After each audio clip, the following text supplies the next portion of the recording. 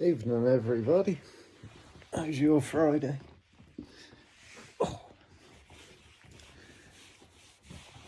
Actually having one of the better ones.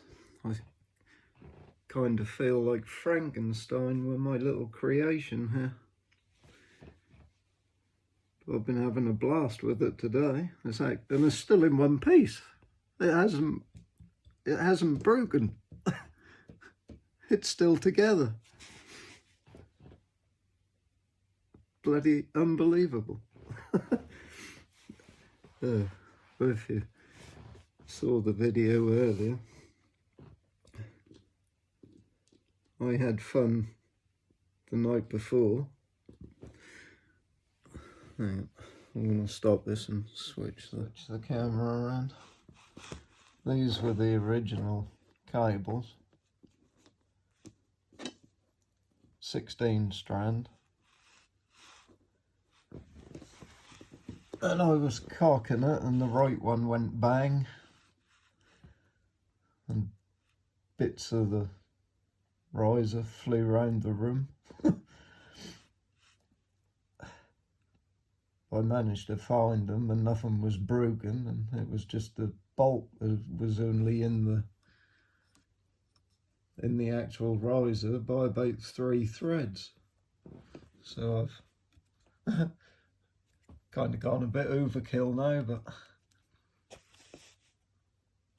it's not going to pull them out again.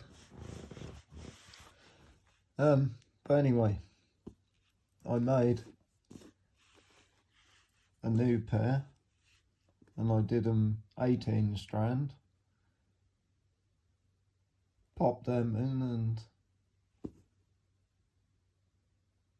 first 3 shots were okay. I went to cock it again and I was almost there and it just went bang again on the same side.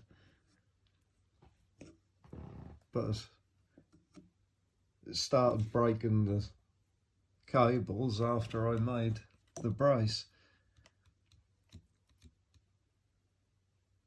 And in my opinion, I wouldn't even attempt to cock and fire one of these that hasn't got a brace on it,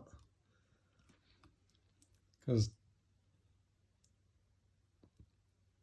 coupled with the actual main string length being a little bit too short,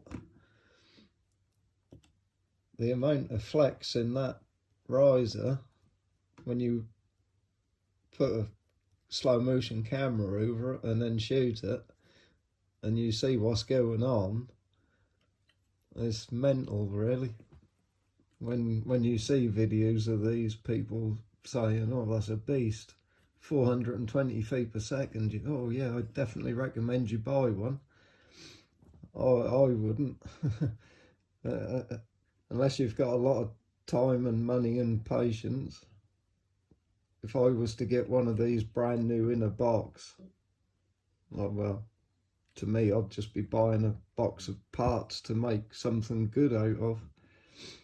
Because if you did happen to get one that's reasonably okay, it's not going to be after about 100 shots. Because the die cast parts on these is just shit, basically. But I've measured up and got aluminium ordered to make a riser from scratch, because these being cast, I found the left side stuck up a little bit high and the right side was always down a little bit. And if you saw that riser break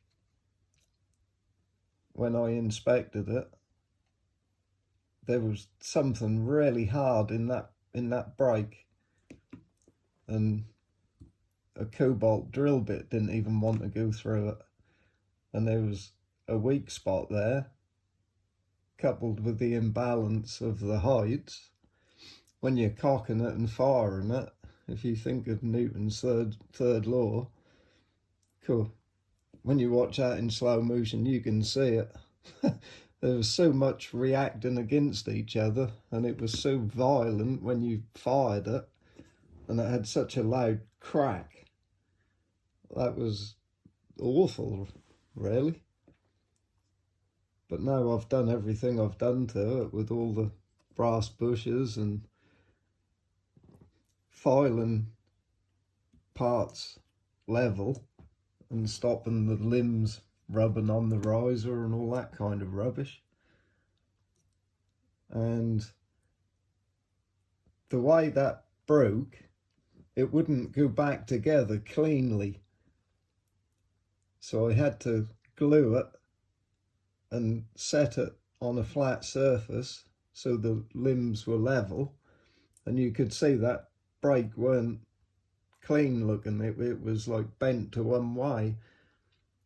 So I basically like repaired it like setting a bone, and I left it for about 9 hours and then drilled it and threaded it and glued the bolts in, and then made all the metal reinforcing, put it back in. I fired, I don't know, 15 shots, and I went to load it, and I was about an inch away from being cocked, and I heard and felt something give. So I let the string go back again and brought it in and looked at it, and it cracked the riser right through the bolt hole on that cable mount. So it was lucky I didn't finish cocking it and firing it. So the force when you're cocking that, when that's winding round the cam, when you feel that tension on that halfway point, that's really winding that cable round the cam, and that put enough force on that to crack that riser through. So now all the force is being spread through this brace, and it feels so much more positive to cock. And when you fire it, the energy now is going into the bolt rather than into the bow. So it's about 90% more efficient now than what it was. That's I found the string I made first when I realised the original one was a little bit too short. I made one a little bit too long, and I just couldn't ever seem to get it tight enough. That was always a little bit loose. And when I got it over 400 feet per second with like 140 grain bolt, as soon as you fire it, the string would jump off the cams.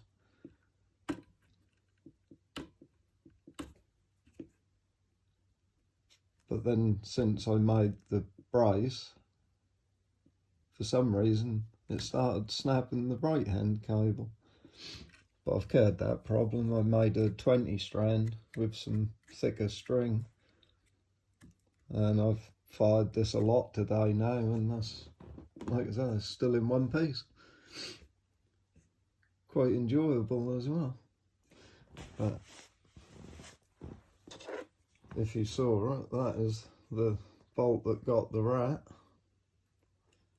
I couldn't believe it when I pulled it out of that box. There weren't even a speck of blood or anything on it anywhere. It completely made a clean pass straight through it. Strange. It's another one set I've started making tonight. It's amazing what you can do with a drill and a file. That tip used to be 150 grain, one of those, and I've filed it down to 115, and I'm making an identical set of 3, and I've filed them all identical to 115 grain. So there'll be some Nice little bolts. But this is something I've been playing with.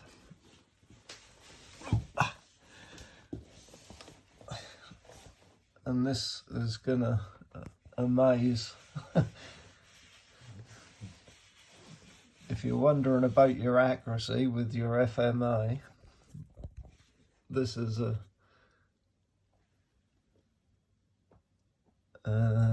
actually this is a Draken bolt. This is one of the 3 originals that came with it, but this is quite a handy little thing I've made. Take all the guesswork out, all the wonder and all the frustration. I spin that.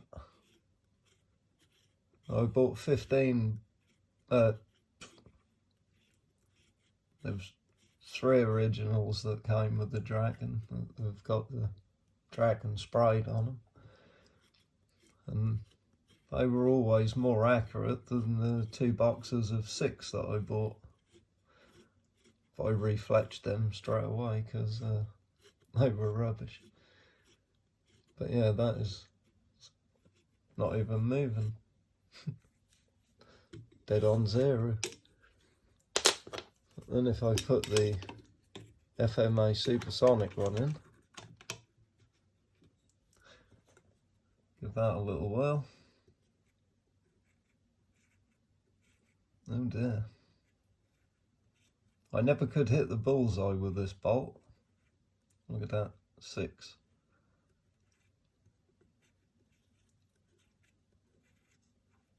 Seven. We get the drift. Now, this is one I've made. It's the 900 spine.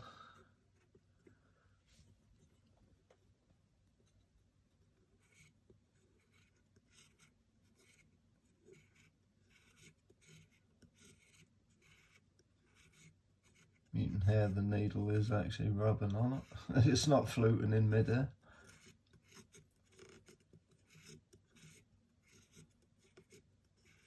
You can tell the difference as soon as you, well, when you're loading them you can feel the difference. There's no tight spots because there's a bend in the bolt, and when you watch the bolt, when you shoot it, it just goes dead straight to the bullseye.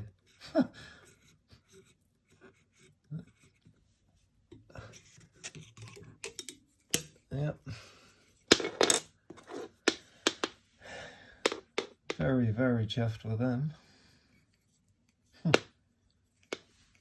Mr. Rat wasn't though, this one. So yeah, there we have it. It's amazing what you can build in your living room. And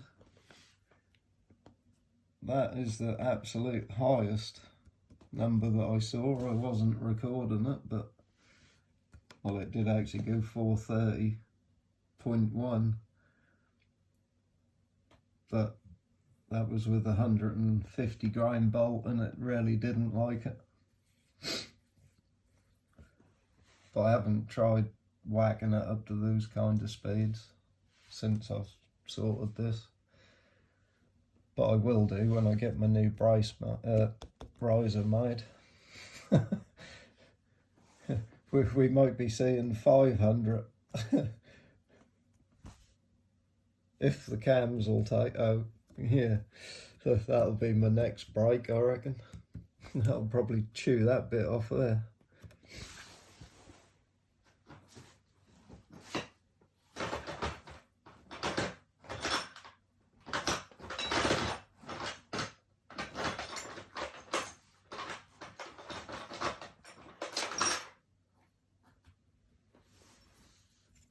Like it did the Dragon ones.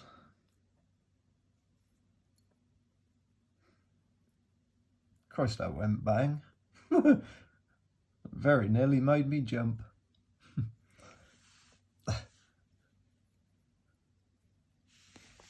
So I've got the ones I'm making to replace it.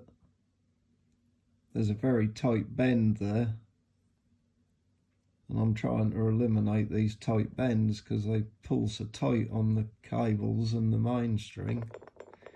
It just causes a weak point.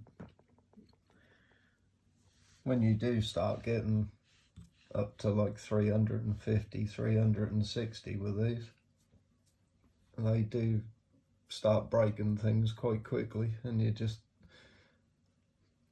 chasing round a circle of bloody weak points, really. But it's getting there. It's getting a lot of fun as well. I will have to do one on the 15-metre thing again. Right, anyway, that's it for now. Catch you again.